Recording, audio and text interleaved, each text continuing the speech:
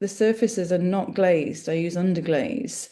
Um, and I've tried them with glaze on. And what happens is if they're shiny as well as highly kind of coloured and banded, all that happens is it's quite difficult to look at because the shine has quite a glare. Um, and you kind of get vertical glare lines, kind of reflectant lines against the bands of colour that are going around. So I don't use a glaze. I just use an underglaze and keep them nice and matte, so you can read the colours and the effects. You can read the effects more easily that way. Welcome to the Color in Ceramics podcast. I'm Bob Acton, and I'm pleased to introduce to you the wonderful Sara Moorhouse.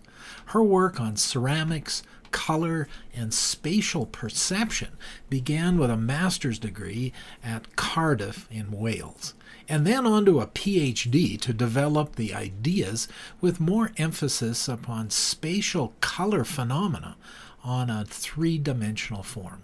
She went beyond the basics of color theory and tested out ideas on the conical form. She found that colors behave differently when viewed across three-dimensional space rather than on a two-dimensional surface, particularly on the inner bowl form where illusions can appear much stronger. And Sara and I talked about a job she had on color that will surprise you. And you can find all about her on her website at saramoorhouse.com. Enjoy the show.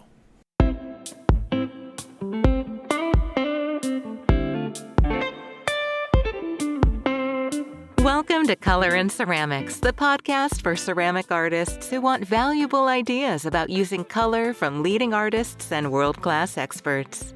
Here's your host, Bob Acton, a sculptor and ceramic artist who's fascinated with color and how potters, sculptors, and artists use color in their work. Tune in as he talks with his guests about color, techniques, and the impact of color on people and art itself. Sara, thank you so much for joining us today on the Color in Ceramics podcast. I'm super excited about you being here with your gorgeous work. So thanks very much for being here. Yeah. Your work is really simply gorgeous. I have been wanting to have you on the podcast for some time because I think your work really strikes a chord with what we're trying to accomplish here around the whole notion of color and surface design. The colors and blends and vibrancy that your work really brings to the viewer is really superb. But I know that you have done a lot of work to get here today. This just didn't happen overnight.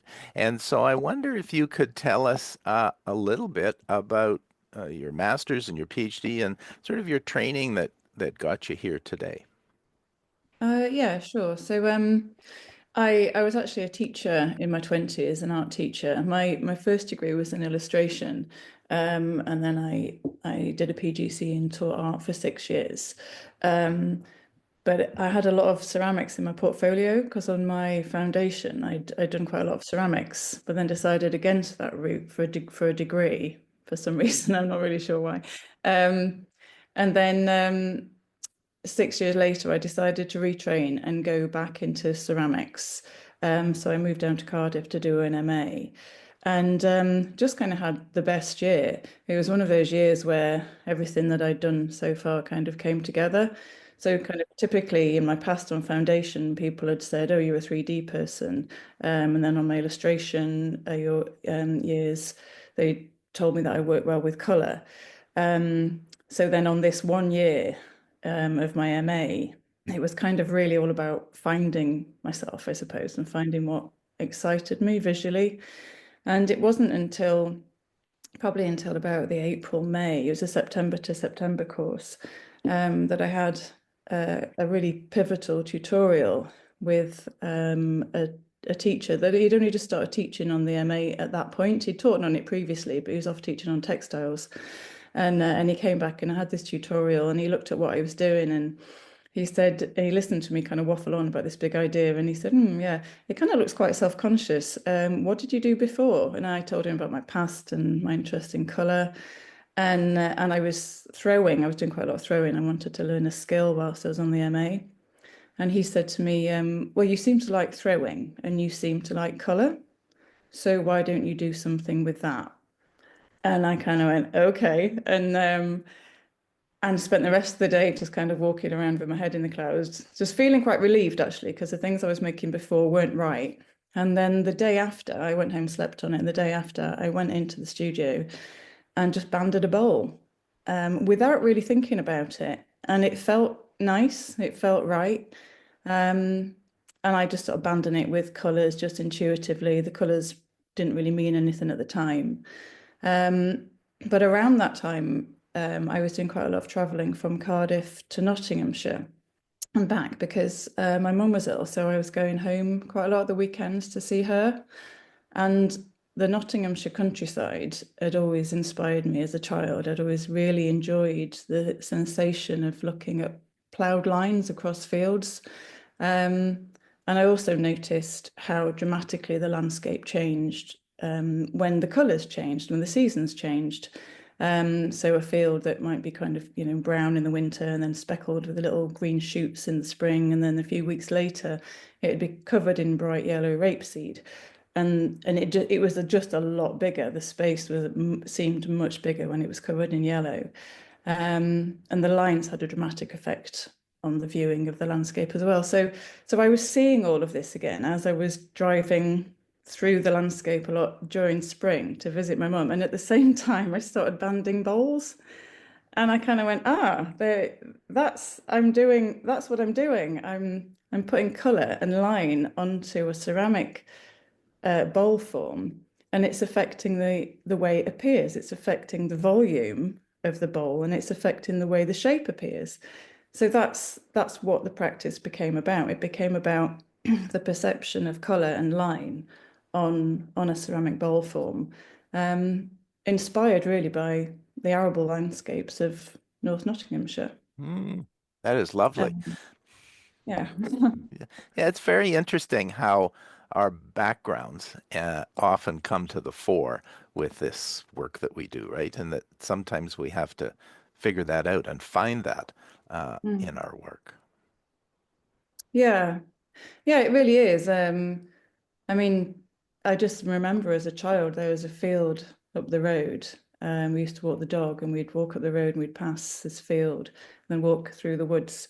But this field was was arable in nature, and it changed. So I remember walking past that field and just feeling a sense of just kind of joy and wonderment looking at the lines and the sense of perspective and the way that made me feel. It was almost as if I felt sort of almost projected across the space by the drama, the dramatic effect of the lines.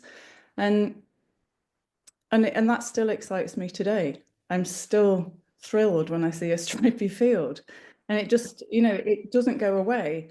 Um, so yeah, my dad now lives in Sheffield actually, and very, very close to the Yorkshire Dales.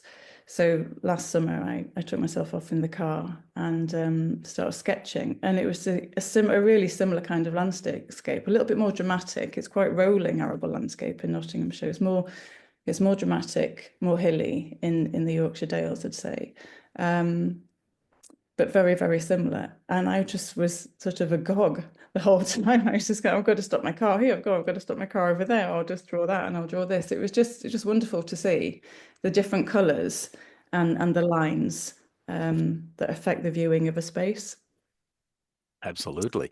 I can see the joy and I hear the joy in your voice as you talk about it. Um, so you didn't take any photographs, it sounds like. You drew pictures. Is that part of your process as opposed to doing photographs? I did take photographs Oh, as you did. well, actually. Yeah. I took quite a lot of photographs of one space. A little bit like David Hockney's photo montages. I did that, took lots of photographs and kind of like pieced them all together.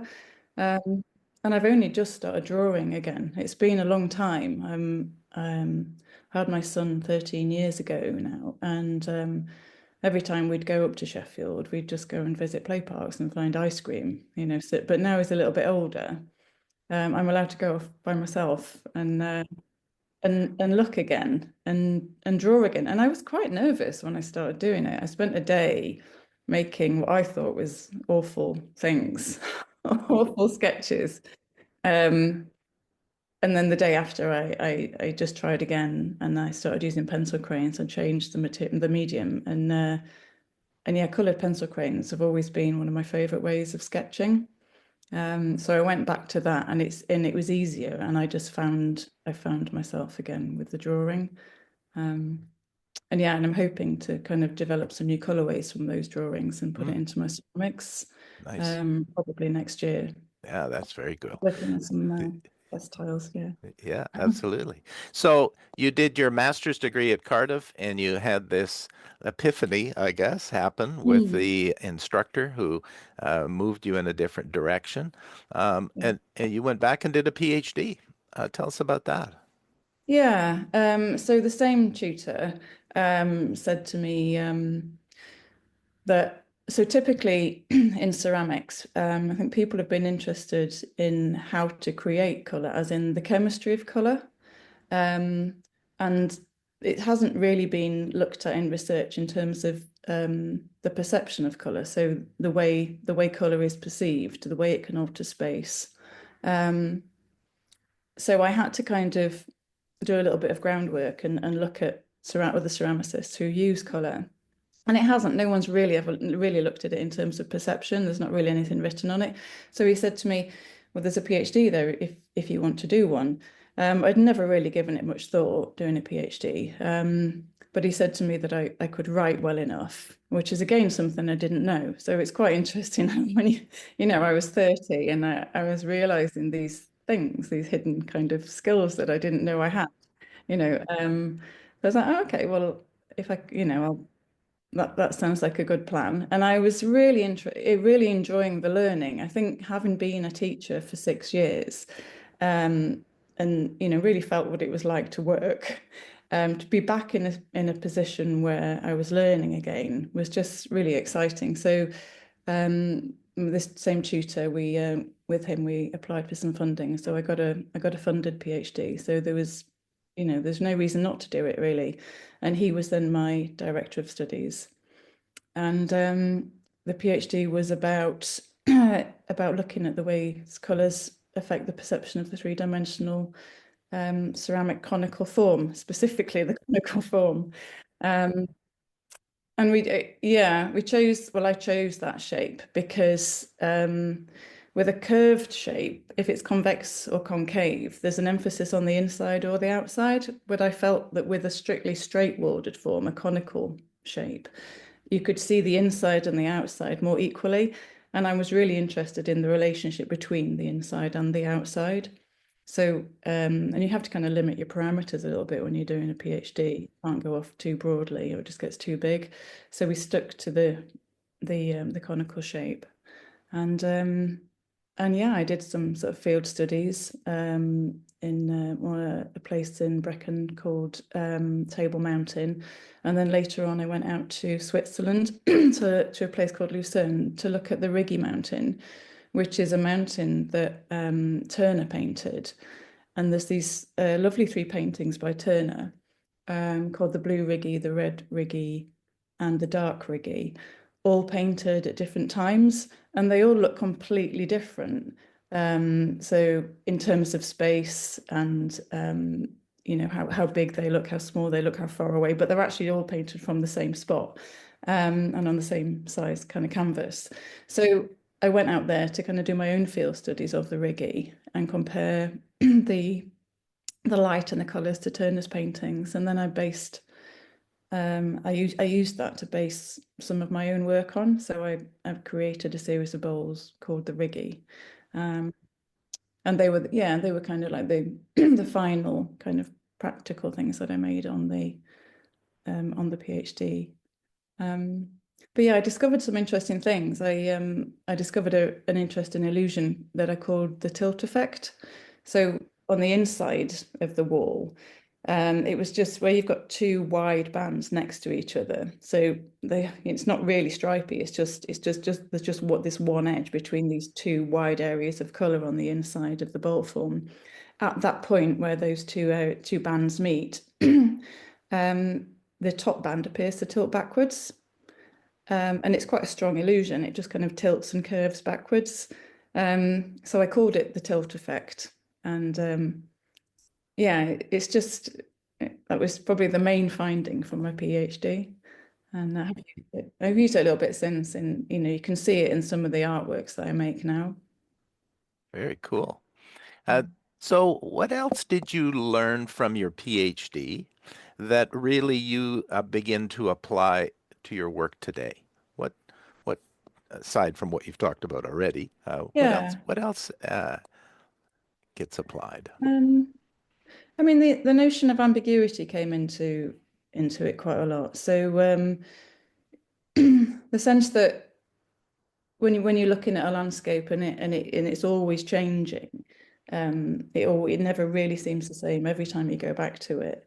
In that sense that it is the same, but it doesn't appear the same. So the sense that you have this form, you have a bowl form, and the viewer probably knows it's a conical shape, but it doesn't quite look conical because it's being pulled and drawn in this direction or the other.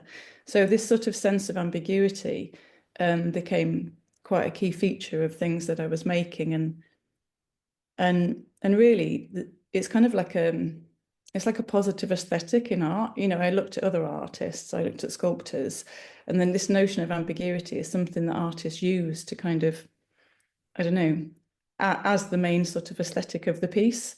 It kind of draws people in and makes them question the form. It's like a visual conundrum. So that was something that I kind of looked at. And I think the other thing it did was it made me really, really look, and it made me really look at the comparisons between a group of bowls. So to find things out. So for example, like the tilt effect, I did several bowls, several different shapes. I started off with a cylinder, and then I made a conical form that only had a slight angle, and then another one with a lower angle and a lower angle, and so on, and painted exactly the same colours on each one to compare which shape gave the best effect. So that kind of idea of comparison, where you have a series of forms, a series of the same shape or slightly different shape but the same surface, that was kind of like something that I looked at quite a lot, and I think have used since.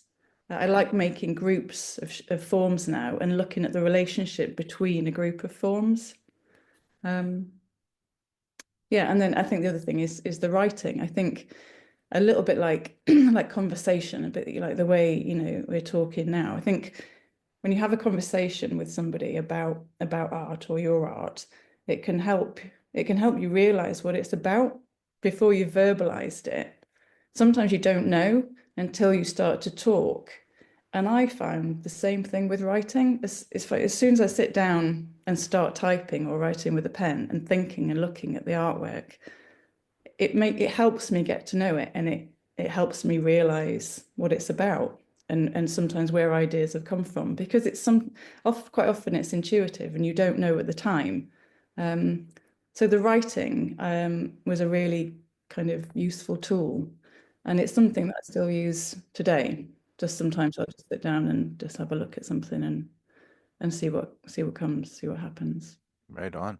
The thing that I'm hearing you talk about is kind of an experimentation that you have with your work.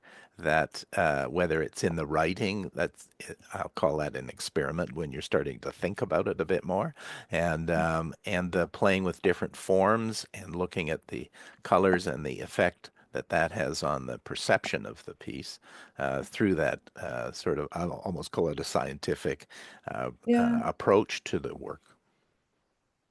Yeah, no, I think it is. I think that's what the PhD kind of allowed for. It allowed me that time to really, really explore and experiment, and to really I suppose to really push an idea. I mean, I looked at the tilt effect a lot. There were quite a lot of bowls that referred to that and looked at it, and I examined that idea. Um, and yeah, actually, that's a really good point. I'd not thought that.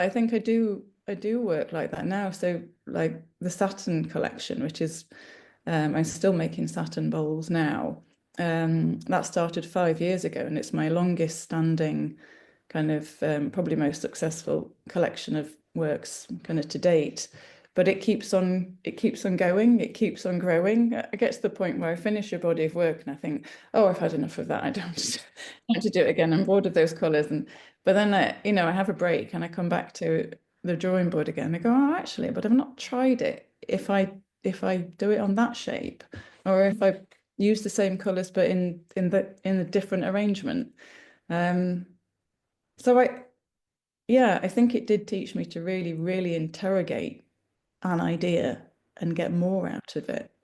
Because it's surprising, I think, the amount that you can do that. Hmm.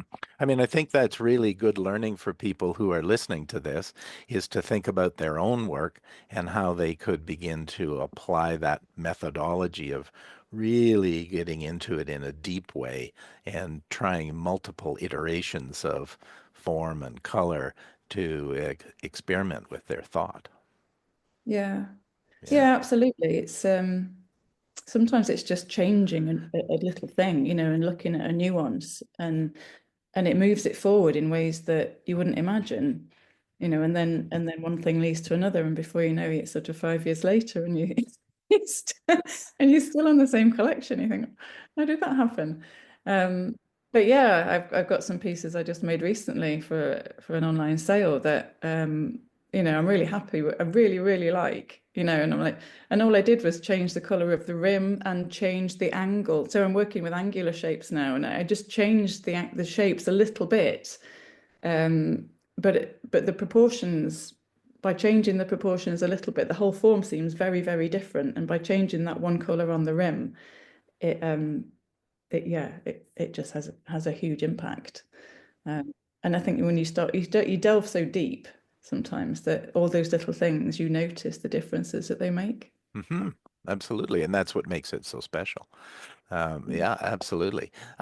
Now, your work, for people who haven't seen your work yet, is bright colors on white.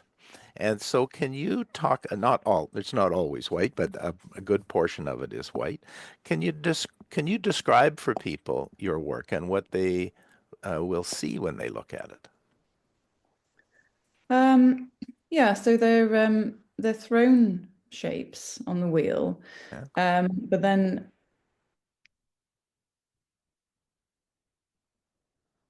Oh, I throw them as thin as I can, pieces. sorry, I've lost you on Sorry. your our connection died, so I lost you partway through that sentence. Could you start again? So you said Um, you said that I'd asked you about um, uh, the color and what they looked like, and could you describe it? Can you start that again? For yeah, some reason, we describe died. them. I'm going to shut my camera off Yeah, sure. because So, that might help. Yeah, there. okay. Um, yeah, so they're thrown on the wheel.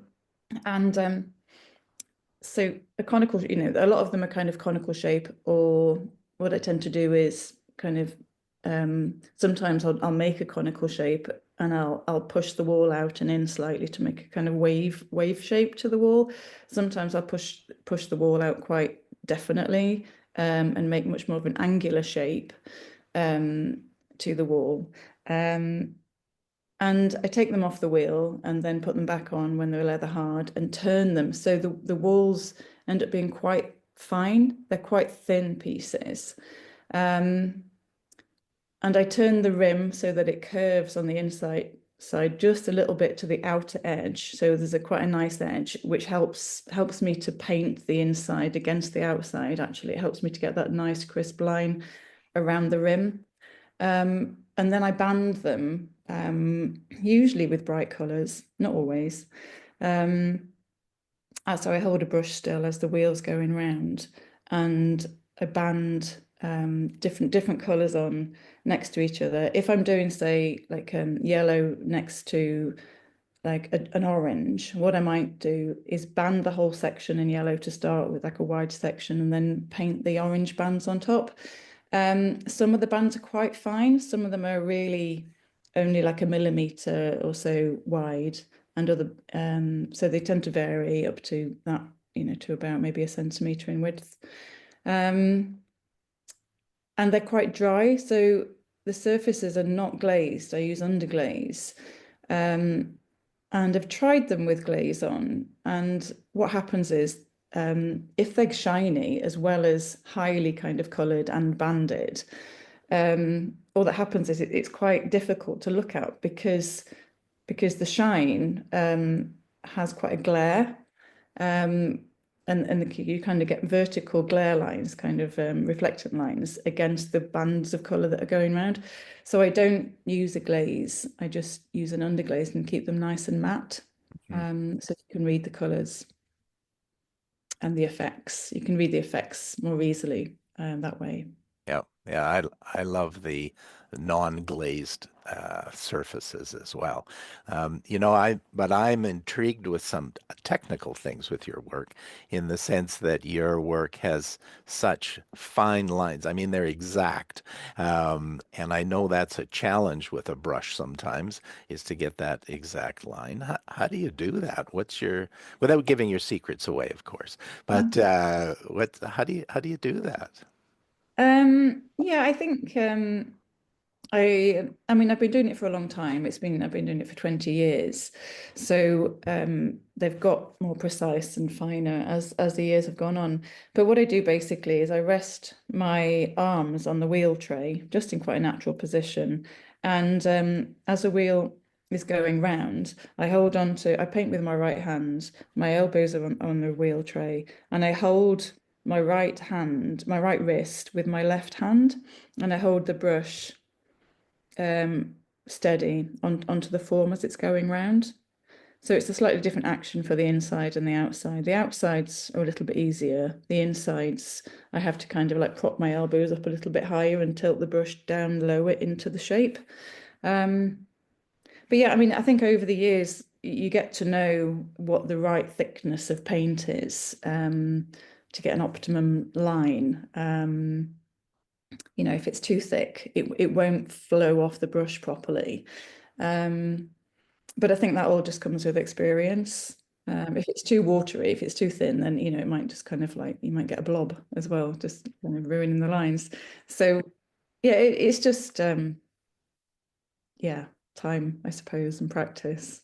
Yeah, yeah, for sure. Now, what's your approach to the selection of colors that you use?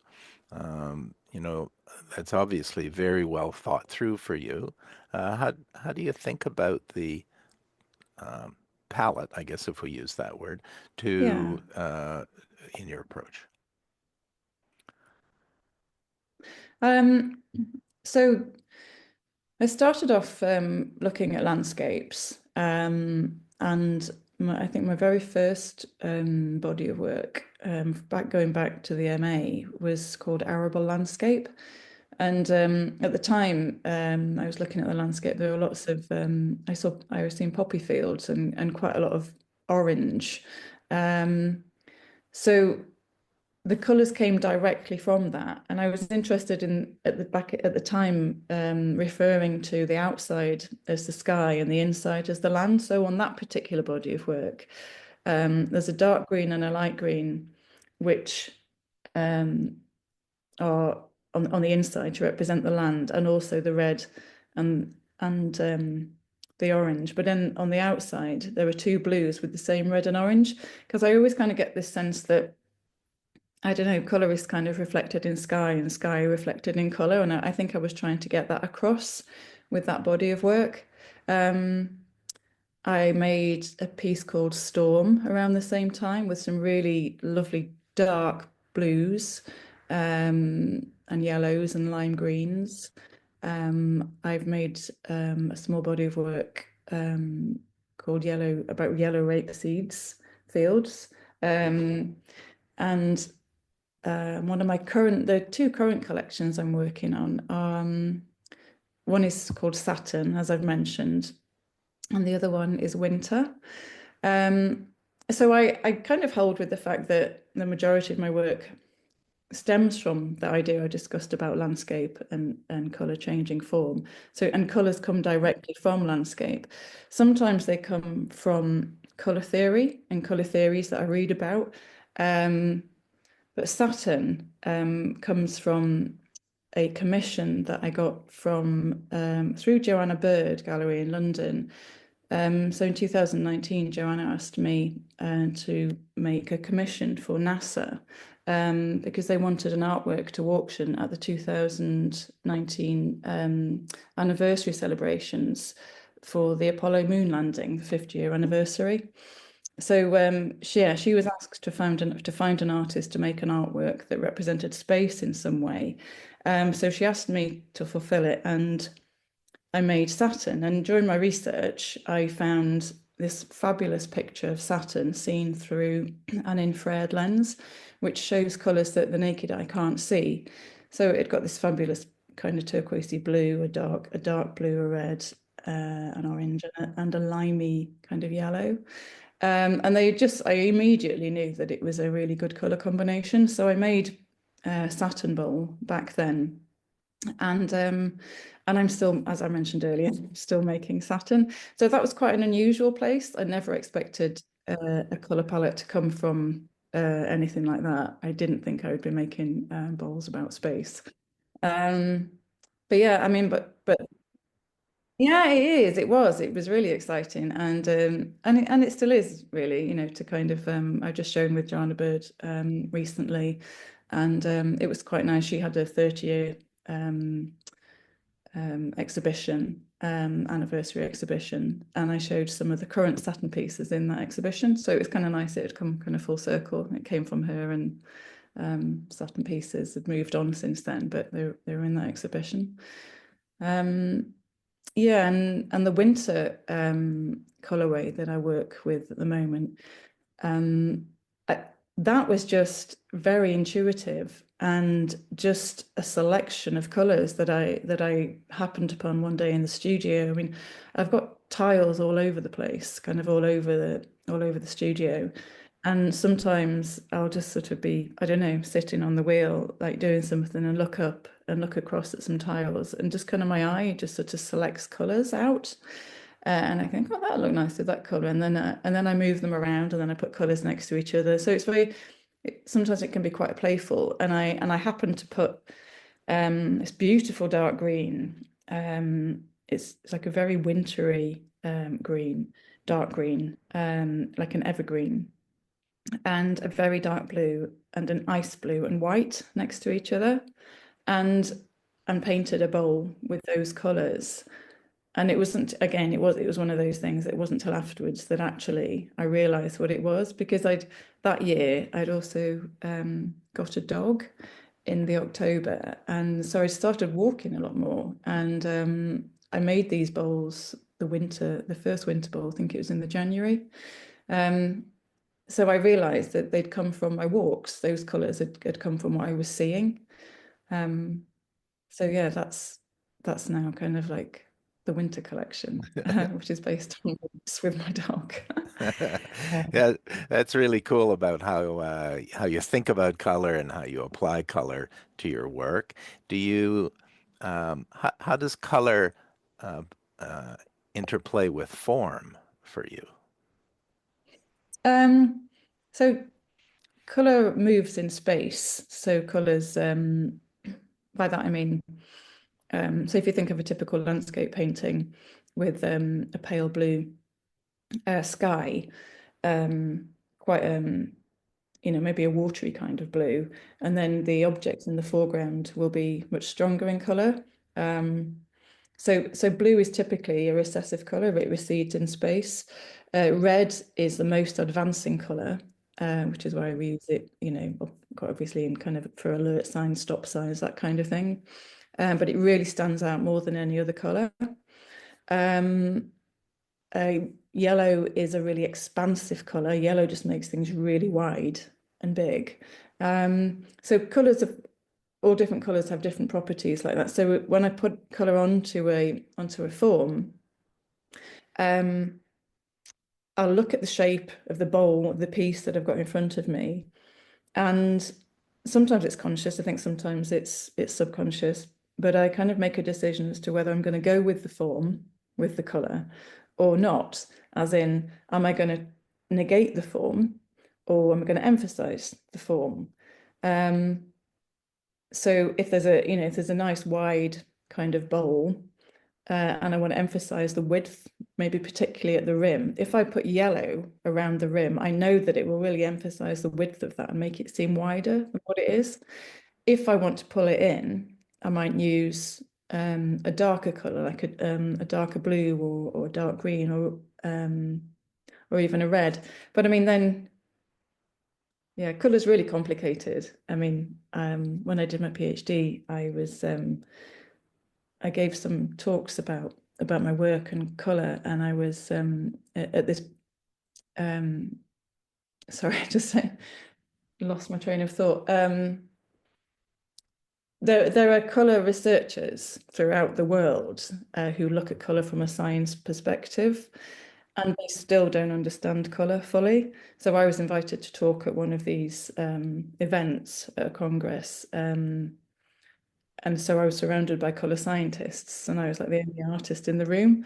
But they were great. I mean, they really kind of took what I was saying, what my findings quite seriously. I talked about the tilt effect when I was there, but I mean, I think the point I'm trying to make is that um, there were kind of these rules about color that you read about color theory, and you kind of think, oh, if I do that, if I put those two colors together, it will do that. And I've looked a lot at the way colors react in space.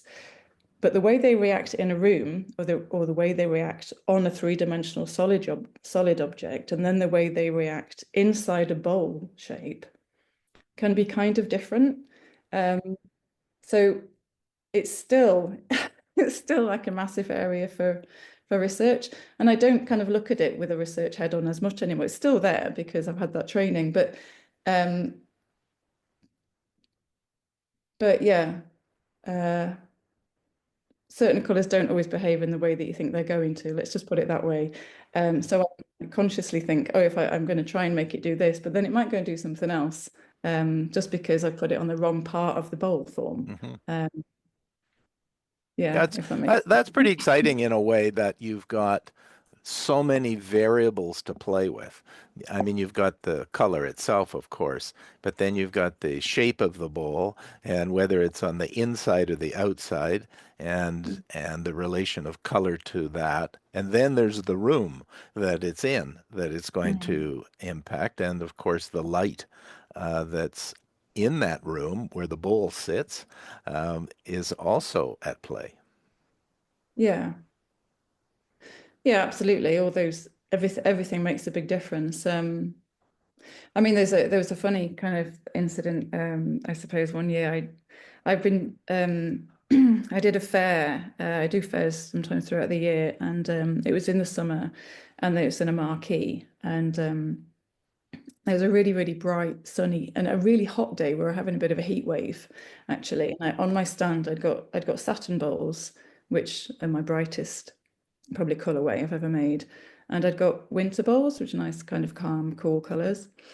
And on the really, really hot day, people were drawn towards the winter bowls. They would look at some people would look at the satin colors and go, oh, as if they were just too much on that day.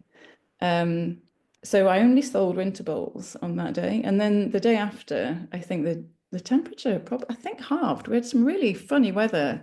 Um, so it went down to about 15 or 16 degrees and was quite cold. And people bought the satin bowls. It was they were, oh, yeah, they were kind of buying the opposite. So yeah, environment, lighting has a huge impact, has it, on the way they look and the way they're read. And I was yeah. talking to a chef one time who talked about how uh, he sells hot soup mostly on hot days as opposed to cold days. So, uh, in a way, it's that same kind of odd relationship between the environment and what we're working with. Yeah. Yeah, yeah. Yeah, Yeah, for sure. that's interesting. Hey, do you have any, I mean, what challenges have you experienced? What's one challenge that you experienced and have overcome in your work? Um, I don't know if I've overcome it. Um, throwing large is a challenge for me. I have kind of overcome it in a way. So well, I wanted to make bigger work. And I went quite a few years ago now, probably 8 or 9 years ago, I went on a large throwing course with Joanna Howells and learned how to grow pots. So you kind of throw a bowl and then you kind of like wait for it to dry a bit and add more on and throw the piece that you've added on to it. And you sort of, she called it growing them. And I did that, and that was fine, and I could do it. But the only problem I found with that was because the bigger you go with clay, the more warpage there seems to be. So when I put the big bowl in the kiln and fired it, it came out slightly off center. I mean, all my bowls are slightly off center. There's not one of them I would say that is 100%. It's just you can't really tell because it's not a lot, and the lines kind of take over anyway. Um, but they have to be a certain level of symmetry there for me to be able to hold a brush still and paint them in amount of banding on each side. Um, so when I've got this big bowl and it's gone off by, maybe about a centimeter, not that you would know, because again, it's if I were to put a glaze on it, it would be fine. There's nothing wrong with the bowl, but to paint it is impossible. Um, so I didn't really solve that problem that way. And I still haven't really. I'm still struggling with that one. But what I did do is make an assemblage instead. So I made across 3 shelves an assemblage of 27 bowls and kind of so it was almost like a picture. It's almost kind of like looking at a picture, looking at these 27 bowls in a cabinet. Um, that was represented a landscape, like a Yorkshire landscape scene. Um, so yeah, I suppose I kind of overcame the problem a little bit, but not fully. Um, Maybe I just need to practice a bit more. Well, that's the thing with clay. It seems like it's a constant challenge, right? Of encountering some sort of problem and then finding a way around it. I think Yeah, lots of times ceramic artists are great problem solvers. yeah, yeah. No, I think so. I mean, one of my ideas at the moment is maybe to work with someone actually to get someone to throw me a Mm. bowl that isn't that isn't Wobbly. wonky. Yeah, that's Um, right. Yeah, I I know it. don't. Yeah, yeah. That could be a quick solution to the problem, couldn't it? Yeah, Yeah, a collaboration. Yeah, is yeah, what yeah, kind of what I'm thinking actually, because I still like to do it. I'd still really like to go big. yeah. Um, but yeah, maybe that'll be the way forward to work with Right on. someone. Hey, do you have any advice for a junior potter or maybe a senior potter who wants to do work similar to yours? What kind of things would you suggest people focus on as they get better at their craft? To do work similar to mine or just their own No, it work. doesn't have to be similar to yours. It could be their own work. But I always ask our guests for a little tidbit of advice for people to get better at what they're doing. I mean, practice and practice really does, make perfect. But I think the thing that I found really was I knew I wanted to learn to throw. It was just a feeling. And to go back to those things that I was making on the MA that I didn't like, looking back, and my tutor spotted that. He saw through me straight away. I was cutting bowls up and I was sitting on the table. I was cutting bowls up and reassembling them. And it was very static, kind of. I was sitting and I would like cut something and I would score it and I would like paint slip on and then I'd stick it to another bit and like make these things. It never felt very nice inside, it didn't feel right. My body didn't feel right. Um, so, and it came out in the work. So It's got to feel right. So if you feel like you're working on something and it's hard and it doesn't maybe feel right, and maybe it's not getting better very quickly, just think about how you feel when you're doing it.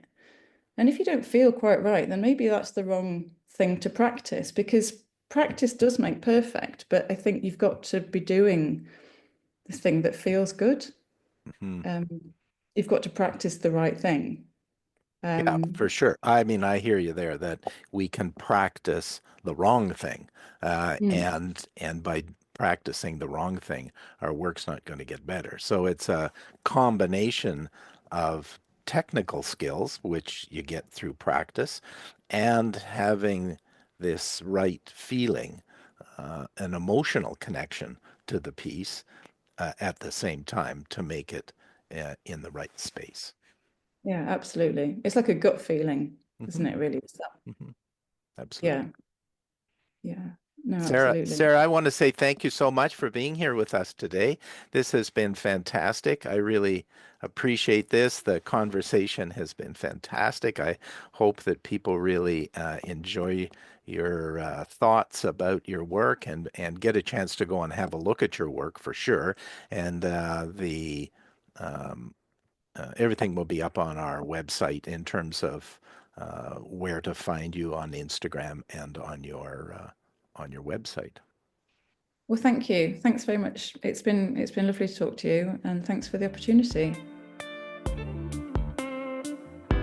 Thanks for listening to the Color and Ceramics podcast with Bob Acton and his guests. Please help others find the podcast by subscribing to this podcast wherever you find your podcasts, such as iTunes, Spotify, Amazon Music, YouTube, or other podcatchers. And don't forget to give us a review. We'll see you next time.